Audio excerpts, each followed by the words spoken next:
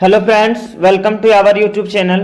आज हम लोग क्लास 9th में जो साइंस का चैप्टर 8 है गति, उसके कुछ एमसीक्यू क्वेश्चंस देखने वाले हैं। तो चलिए स्टार्ट करते हैं। सरल रेखीय गति का उदाहरण है। तो सरल रेखीय गति का उदाहरण आपका क्या है?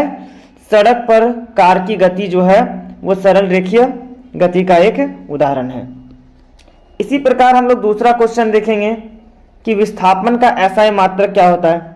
तो जो विस्थापन का एसआई मात्रक होता है वो आपका क्या होता है? मीटर होता है, याद रखिएगा। दूसरा दूरी का मूल मात्रक है। तो दूरी का जो मूल मात्रक होता है वो भी आपका क्या होता है? मीटर होता है। इसे भी याद रखिएगा। दूरी और विस्थापन की जो मात्रक होती है वो सेम होती है, ये आपको याद रखना है। कभी कभी क्वेश्चंस ऐसे भी आते हैं कि किन दो राशियों के मात्रक समान होते हैं। तो दूरी और विस्थापन के मात्रक क्या होते हैं? समान होते हैं, लेकिन विस्थापन आपका सदिश राशि है और दूरी आपका क्या है? अदिश राशि है। इसी प्रकार हम लोग अगला प्रश्न देखेंगे, क्वेश्चन नंबर 4 कि वेग का एसआई मात्रक क्या है। वेग का एसआई मात्रक पूछा गया है। तो वेग का जो एसआई मात्रक होगा वो आपका क्या होगा? मीटर प्रति सेकंड। मीटर प्रति सेकंड होगा आपका वेग का एसआई मात्रक, ऑप्शन नंबर डी। इसी प्रकार हम लोग देखेंगे कि त्वरण का एसआई मात्रक क्या है। तो त्वरण का जो एसआई मात्रक है वो आपका होता है मीटर पर सेकंड का स्क्वायर। मीटर पर सेकंड का स्क्वायर। वैसे थोड़ा बता दें कि वेग का जो फॉर्मूला होता है वो विस्थापन बटे समय होता है। विस्थापन बटे समय होता है। और त्वरण का जो होता है, त्वरण का होता है वेग बटे समय। वेग बटे समय मतलब अगर विस्थापन समय के साथ बदलेगा तो आपका वेग होगा, और वेग अगर आपका समय के साथ बदलेगा तो क्या होगा? त्वरण होगा। ठीक है। चाल का मूल मात्रक पूछा गया है। तो चाल और वेग की जो मात्रक होती है वो दोनों एक समान होती है, मीटर प्रति सेकंड। जैसे दूरी और विस्थापन का मात्रक एक समान होता है, मीटर, ठीक उसी प्रकार चाल और वेग का भी मात्रक एक समान होता है, मीटर प्रति सेकंड। निम्न में से कौन सदिश राशि नहीं है? आपसे पूछा गया कि निम्न में कौन सदिश राशि नहीं है। तो विस्थापन आपका सदिश है, बल भी आपका सदिश है। आगे देखते हैं।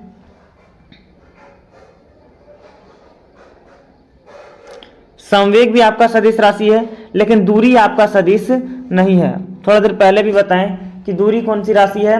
अदिश राशि है, और विस्थापन कौन सी राशि है? सदिश राशि है। इसी प्रकार प्रश्न संख्या 8, निम्न में कौन सदिश राशि नहीं है। तो दूरी जो अभी आपको बताएं कि दूरी जो है आपका क्या है? वो सदिश राशि नहीं है, याद रखना है। विस्थापन भी सदिश है, त्वरण भी सदिश है, वेग भी क्या है? सदिश है। इससे बहुत सारे क्वेश्चंस बनते हैं, तो बहुत ज़्यादा इंपॉर्टेंट हो जाएंगे आपके लिए, याद कीजिएगा इसको। ठीक है। निम्न में कौन सदिश राशि नहीं है? निम्न में कौन सदिश राशि नहीं है? तो चाल जो है वो आपका सदिश राशि नहीं है। चाल आपका सदिश राशि नहीं है। चाल कौन सी राशि है? अदिश राशि है। निम्न में कौन अदिश राशि है? सॉरी, यहाँ आकार होगा। निम्न में कौन अदिश राशि है? विस्थापन, त्वरण, वेग, चाल। तो अभी बताएं, चाल जो है वो आपका क्या है? अदिश राशि है। निम्न में कौन सदिश राशि है? इस पर पूछ रहा सदिश। तो वेग आपका कौन सी राशि है? सदिश है। कार्य आपका क्या है? अदिश है। ऊर्जा भी अदिश है। घनत्व भी क्या है? अदिश है। निम्न में कौन सदिश राशि है? तो विस्थापन आपका क्या हो जाएगा? सदिश हो जाएगा।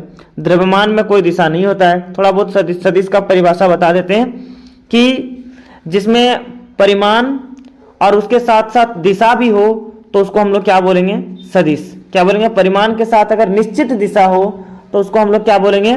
सदिश बोलेंगे। और जिसमें परिमाण हो लेकिन दिशा निश्चित नहीं हो उसको हम लोग क्या बोलेंगे? अदिश बोलेंगे। ठीक है। आगे देखिए, वेग कौन सी राशि है? थोड़ा देर पहले ही बताएं कि वेग आपका कौन सी राशि है? सदिश राशि है, क्योंकि वेग में दिशा निश्चित होती है।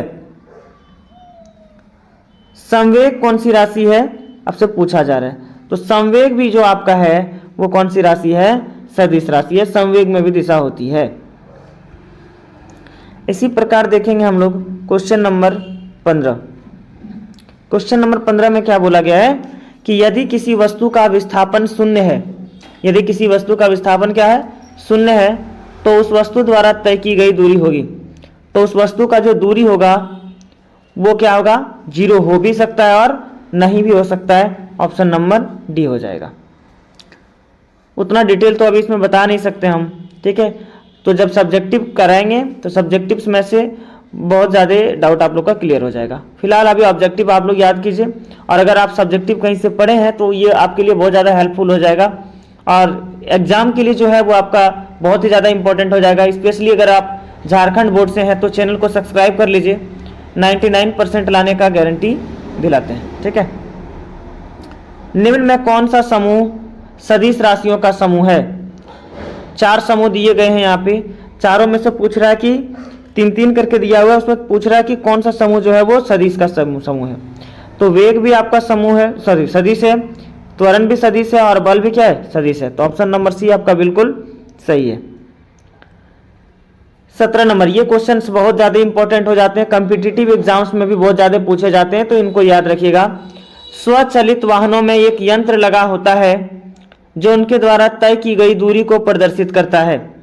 तो जो गाड़ी में जो दूरी को दिखाता है कि आप कितने किलोमीटर चल चुके हैं, उसको हम लोग क्या बोलते हैं, ओडोमीटर बोलते हैं। क्या बोलते हैं, ओडोमीटर। कहीं कहीं ओडोमीटर नहीं लिखा रहेगा, आपका लिखा रहेगा पथमापी। क्या लिखा रहेगा, पथमापी। तो इसको भी ब्रैकेट में लिख लीजिएगा, ओडोमीटर या पथमापी। अब ओडोमीटर क्वेश्चन है, ओडोमीटर क्या मापता है? तो अभी हम बताएं ओडोमीटर आपका क्या मापता है, दूरी को मापता है। फिर नेक्स्ट, ये भी क्वेश्चन बहुत ज़्यादा इंपॉर्टेंट है, बहुत बार एग्जाम्स में पूछे जाते हैं, तो इनको भी याद रखना है कि स्पीडोमीटर क्या मापता है। तो स्पीडोमीटर जो है वो आपको चाल को बताता है, और ये चाल जो होता है वो तात्क्षणिक चाल होता है। कैसा होता है, इंस्टेंटेनियस, यानी कि जिस क्षण आप जितना स्पीड से चल रहे हैं वही आपका स्पीड बताएगा। अब नेक्स्ट क्वेश्चन, इकाई समय में निश्चित दिशा में तय की गई दूरी है।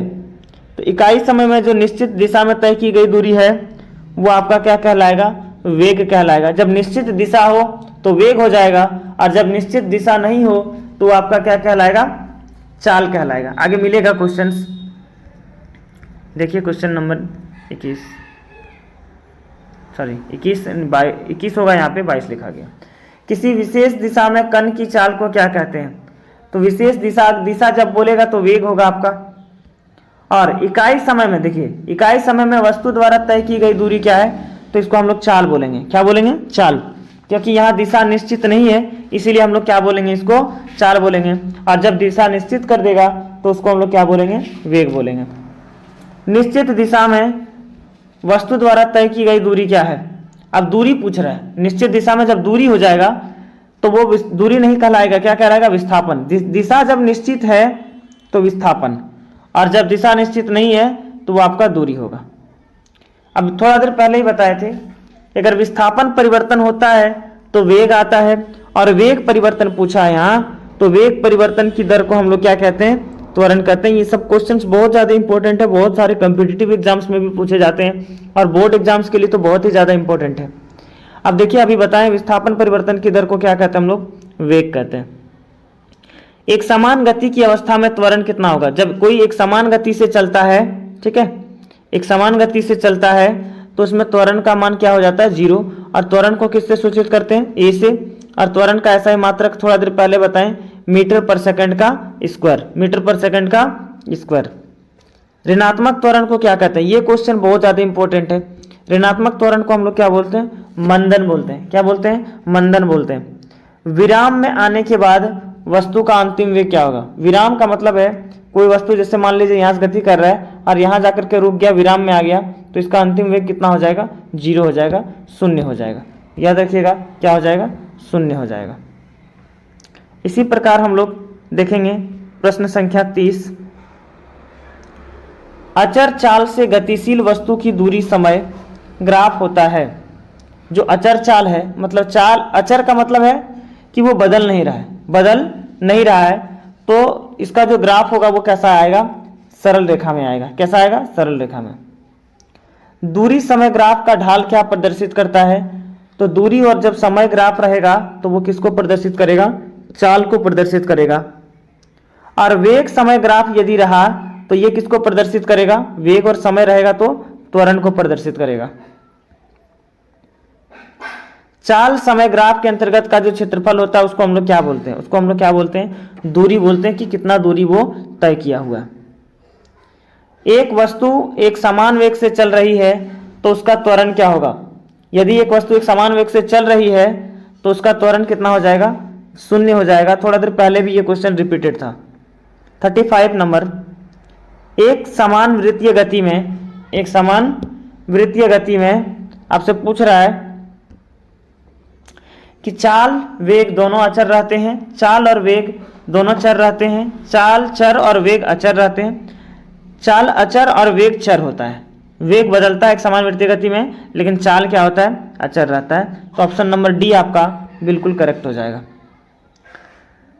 36 क्वेश्चन, यदि दो राशियों का परस्पर ग्राफ सरल रेखा हो तो दोनों राशियां कहलाएगी अचर, बराबर, अनुक्रमानुपाती, व्युत्क्रमानुपाती। तो जो दोनों राशियां अगर आपका क्या है? परस्पर सरल रेखा में है तो वो अनुक्रमानुपाती होगा, तभी उसका ग्राफ जो है वो सरल रेखा में आएगा, नहीं तो नहीं आएगा।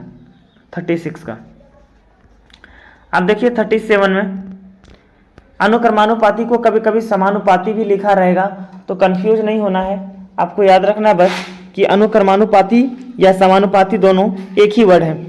निम्न में कौन सही है? आपको देखिए यहाँ गति के समीकरण दिए हुए हैं, तो गति के समीकरण को आपको याद रखना है कि ये v स्क्वायर बराबर u स्क्वायर प्लस 2as, ये आपका बिल्कुल सही हो जाएगा। ये गति का पहला समीकरण है। तीनों समीकरण गति के आपको याद रखने हैं, बहुत ही ज़्यादा इंपॉर्टेंट हो जाते हैं ये। निम्न में से कौन सही नहीं है? तो जो सही है हम उसको बता देते हैं, ठीक है। v स्क्वायर बराबर u स्क्वायर जो है ये आपका गति का पहला समीकरण है, फर्स्ट समीकरण है। और s बराबर ut plus half at square ये दूसरा समीकरण है। और तीसरा होता है आपका v स्क्वायर, सॉरी एक सेकंड, इनमें से कौन सही नहीं है? v बराबर u प्लस at ये आपका तीसरा समीकरण है, ये आपका तीसरा है, ये आपका पहला है और ये आपका सेकंड है, ठीक है। ये आपका बिल्कुल ही गलत है, u स्क्वायर उधर होना चाहिए था, इधर आ गया। तो ऑप्शन नंबर डी इसमें से सही होगा। निम्न में कौन सही है? यहाँ दूसरा समीकरण आपसे पूछ रहा है, तो याद रखना है s बराबर ut plus half at square होता है, जहाँ s आपका दूरी है, u आपका प्रारंभिक वेग है, t आपका समय है और a क्या होता है? त्वरण होता है। नेक्स्ट क्वेश्चन, 20 मीटर प्रति सेकंड को किलोमीटर प्रति घंटा में बदलना है। ये क्वेश्चन बहुत ज़्यादा इंपॉर्टेंट है, बहुत बार आता है इस तरह का क्वेश्चन। देखिए जब मीटर प्रति सेकंड से किलोमीटर में जाना हो, मीटर से किस में जाना हो? किलोमीटर में, तो हम लोग उसको इंटू कर देते हैं किससे? 18/5 से, 18/5 से। अब 20 दिया है, 20 को 18/5 से इंटू कीजिए, 5 से 20 4 बार में, 18 गुने 4 कीजिएगा, कितना आएगा?